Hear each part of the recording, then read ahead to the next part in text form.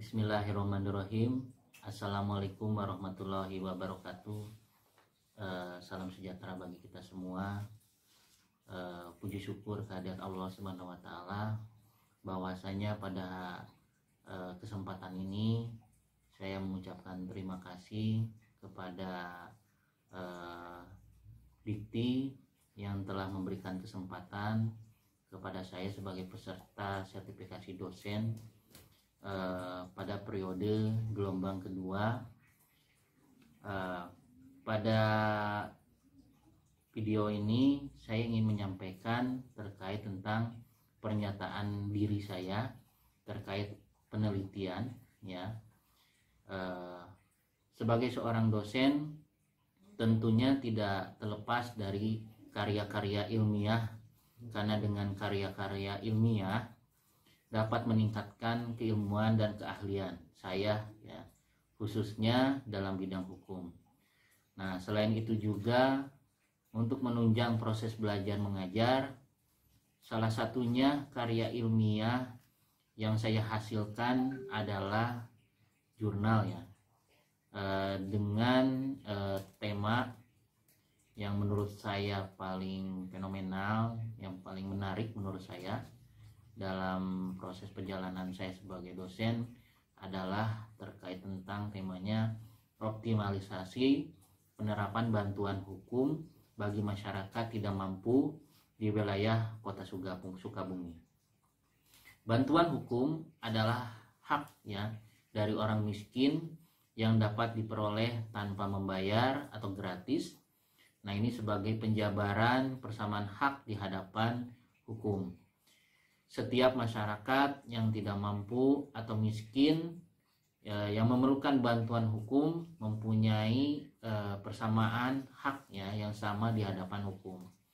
Hal ini sesuai dengan penjabaran dari pasal 34 ayat 1 Undang-Undang Dasar 1145 yang menyatakan bahwa fakir miskin dan anak-anak telantar dipelihara oleh negara.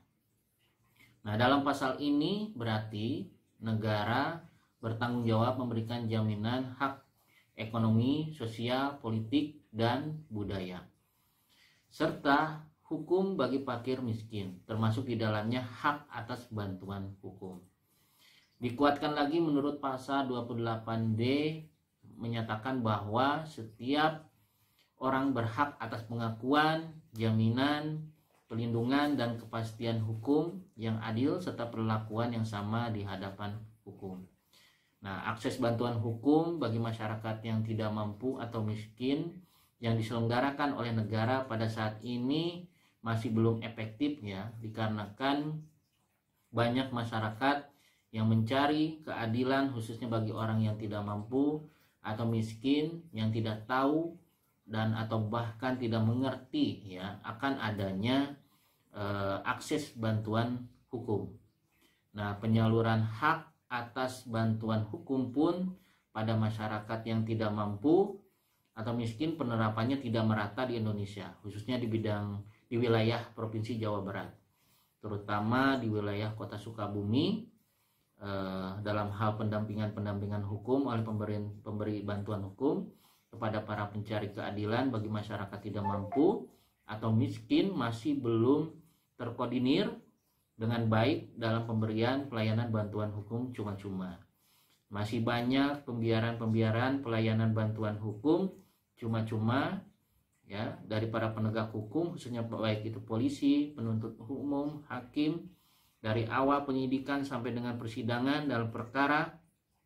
Masyarakat miskin yang memerlukan bantuan hukum itu kadangkala tidak menunjuk advokatnya, supaya masyarakat miskin ini tersebut dapat didampingi, sehingga banyak di antara mereka itu berjalan sendiri tanpa didampingi oleh advokat. Apalagi masyarakat tersebut orang awam, ya, dan tidak mengerti akan hukum, sehingga untuk membantu masyarakat miskin di daerah-daerah khususnya daerah Kota Sukabumi ini masih sangat sulit, sehingga masih belum selaras apa yang diamanatkan dalam Undang-Undang Nomor 16 Tahun 2011 tentang bantuan hukum.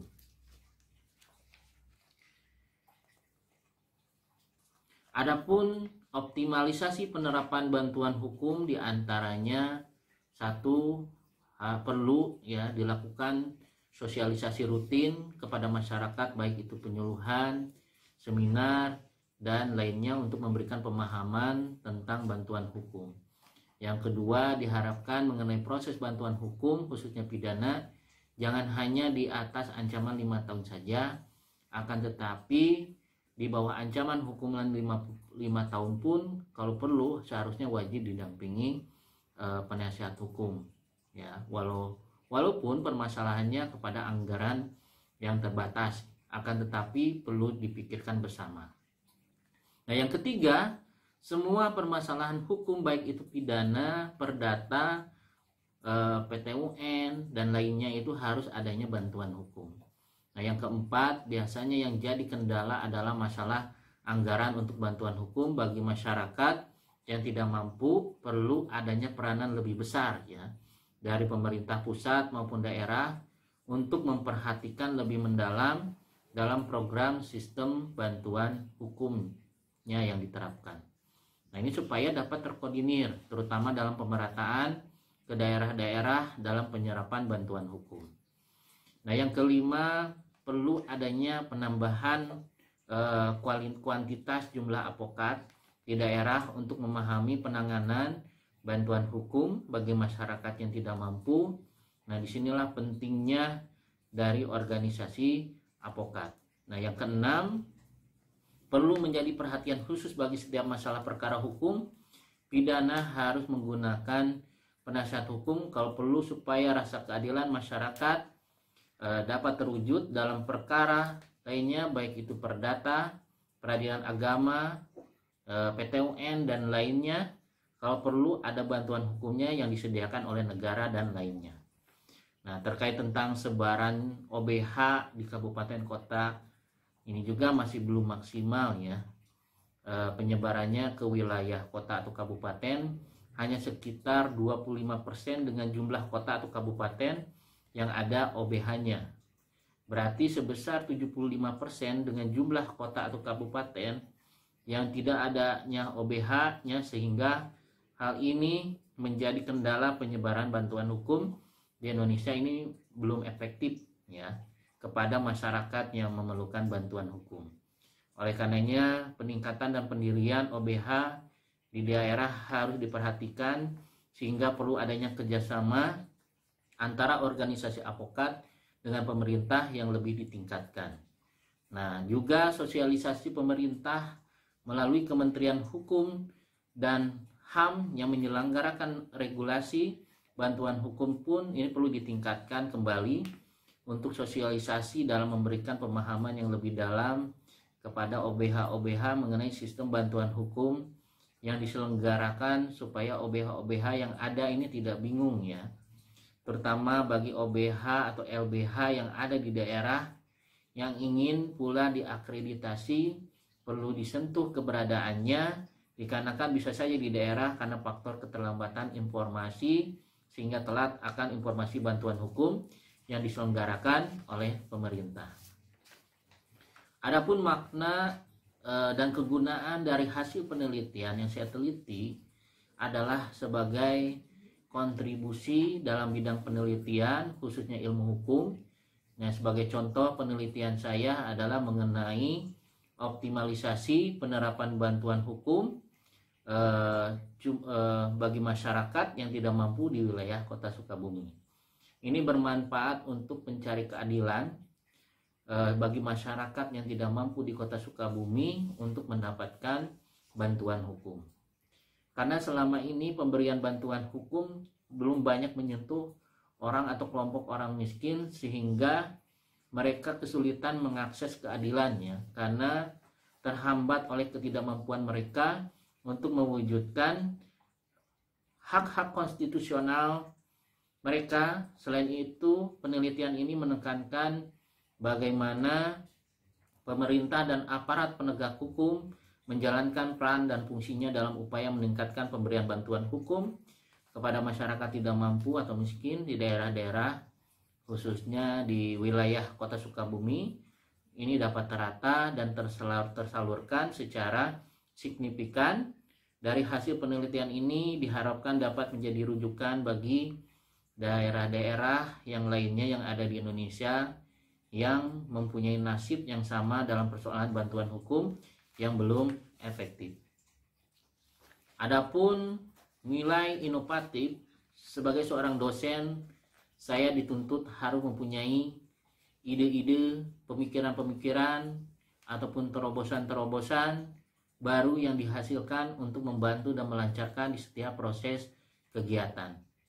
Nah, dalam bidang penelitian, dari hasil yang pernah saya teliti terkait dengan optimalisasi penerapan bantuan hukum bagi masyarakat yang tidak mampu atau miskin di wilayah Kota Sukabumi, maka dapat dijadikan acuan bagi masyarakat yang tidak mampu untuk memperoleh keadilan.